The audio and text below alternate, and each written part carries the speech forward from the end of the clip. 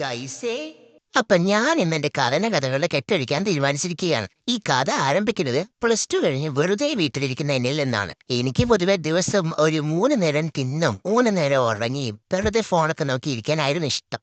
പക്ഷെ എന്റെ പേരൻസിന് അങ്ങനെയല്ലായിരുന്നു. അവര് തല പുകഞ്ഞ് ആലോചിച്ച് വളരെ റെയറായിട്ടുള്ളൊരു കോഴ്സ് കണ്ടുപിടിച്ച് എനിക്ക് പഠിക്കാന്. പ്രത്യേകിച്ച് പറയേണ്ട ആവശ്യമില്ല, കോട്ടയത്ത് അങ്ങനെ അധികം ആരും എടുക്കാറില്ല. നഴ്സിംഗ് ആണ് കേട്ടോ കോഴ്സിന്റെ പേര്. അങ്ങനെ നഴ്സിംഗ് പഠിക്കണമെന്ന് യാതൊരു താല്പര്യമില്ലാത്ത എന്നെ, എനിക്ക് പൊതുവെ സ്പോർട്സ്, ആർമി അങ്ങനെയൊക്കെയാണ് താല്പര്യം.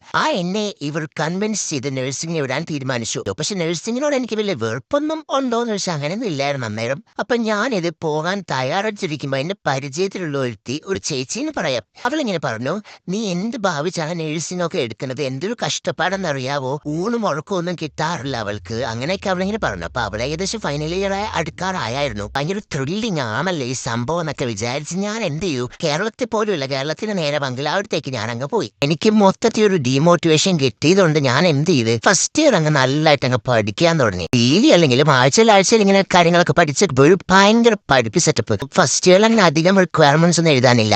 ഞാനിങ്ങനെ ആലോചിച്ചു, ഇവള് എന്തൊരു സാധന ഇവള് എന്നെ ഇത്ര ഡീമോട്ടിവേറ്റ് ചെയ്തു. ഈ ഒരു കോഴ്സ് ഇത്ര പാടാണ്, ഊണും ഉറക്കമൊന്നും കിട്ടില്ല, എനിക്കാണെങ്കിൽ ഉറങ്ങാനും സമയം കിട്ടുന്നുണ്ട്, കഴിക്കാനും സമയം കിട്ടുന്നുണ്ട്, ഇവള് ചുമ്മാ നോണ പറഞ്ഞാന്നൊക്കെ ഞാൻ വിചാരിച്ചേ. പിന്നെ സെക്കൻഡ് ഇയർ അത് ആ ഒരു ഫ്ലോയിൽ തന്നെ പോയി. തേർഡ് ഇയറിലോട്ട് കയറിയപ്പോഴത്തേനുമാണ് എന്റെ ശനിയും ശുക്രനും എല്ലാം ഒന്നിച്ചങ്ങ് വന്നത്. ഉറക്കമില്ല എന്നൊക്കെ ഉദ്ദേശിച്ച അത് എനിക്കിപ്പോ ശരിക്കും മനസ്സിലാക്കുന്നുണ്ട് എന്റെ ഗൈസേ. ഈ ഒരു കഥയിൽ നിന്നും നിങ്ങൾ പഠിക്കേണ്ട ഗുണപാഠം എന്താണെന്ന് വെച്ചാൽ, എല്ലാത്തിന്റെയും തുടക്കം വളരെ ഭംഗിയായിരിക്കും. പക്ഷെ ആ ഭംഗിയുള്ള തുടക്കം കണ്ടിട്ട് നിങ്ങളുടെ കണ്ണത്ര തിളങ്ങേണ്ട ആവശ്യമില്ല. കാരണം പുറകിൽ എന്തോ ഒരു വലിയ പണി വരാനുണ്ടെന്നുള്ളത് നിങ്ങൾ നേരത്തെ മനസ്സിലാക്കിക്കോണം. എല്ലാ കാര്യം ചെയ്യുമ്പോഴും അത് കുറച്ച് ടഫായിരിക്കും, തീർക്കാൻ കുറച്ച് പാടായിരിക്കും എന്നുള്ളൊരു കാര്യം നിങ്ങൾ നേരത്തെ മനസ്സിൽ ഉറപ്പിച്ചു വെച്ച് കഴിഞ്ഞാൽ അറ്റ്ലീസ്റ്റ് നിങ്ങളെ കൊണ്ട് അത് കംപ്ലീറ്റ് ചെയ്യാനെങ്കിലും പറ്റും.